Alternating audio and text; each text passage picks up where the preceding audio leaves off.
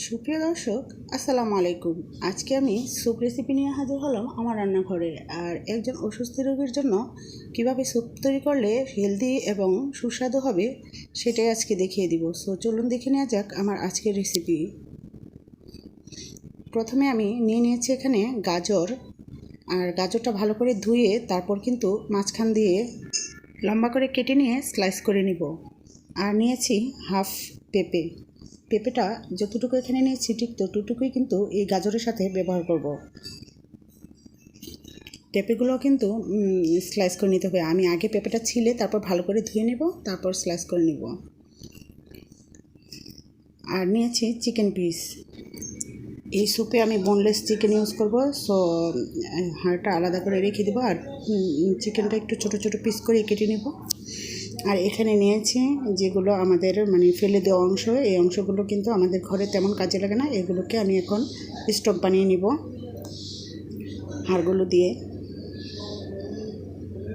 So যখন ভালো করে সিদ্ধ হয়ে গিয়েছে আমি এভাবে উঠিয়ে তারপরে কিন্তু এগুলো ফেলে দিচ্ছি। আর যারা সময় নিয়ে বানাবেন তারা কিন্তু এখান থেকেও মাংসগুলো খুলে নিতে পারেন।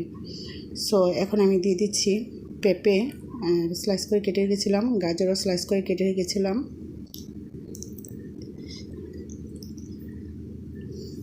দিয়ে দিচ্ছি স্বাদ মতো লবণ।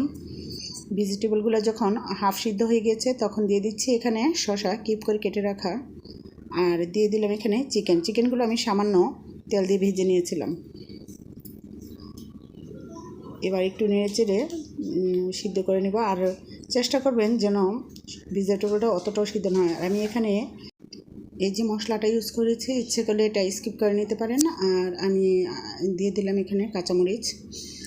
আর দিয়ে দিচ্ছি নুডলস। আর নুডলসের প্যাকেটের যে মশলাটা সেটাও দিয়ে দিচ্ছি।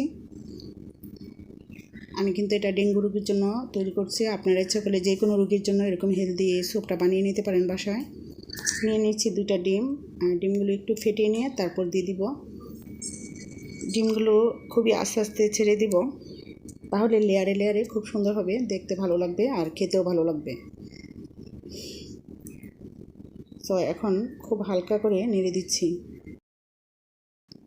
যখন খুব সুন্দর করে বলক চলে এসেছে, ডিমটাও হয়ে গিয়েছে, ডিম হতে এত সময় লাগে না।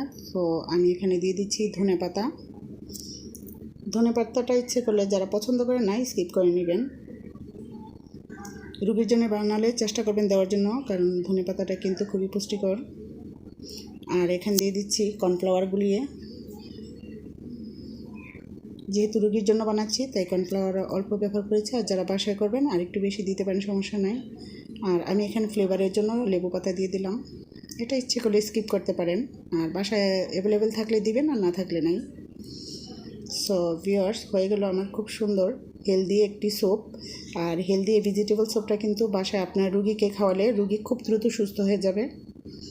আমি আমার ছেলের জন্য বানাচ্ছি, আমার ছেলে ডেঙ্গু জ্বর হয়েছে। সবাই দোয়া করবেন যেন খুব দ্রুত সুস্থ হয়ে যায়। সো ভালো থাকবেন। আল্লাহ হাফেজ। আসসালামু আলাইকুম।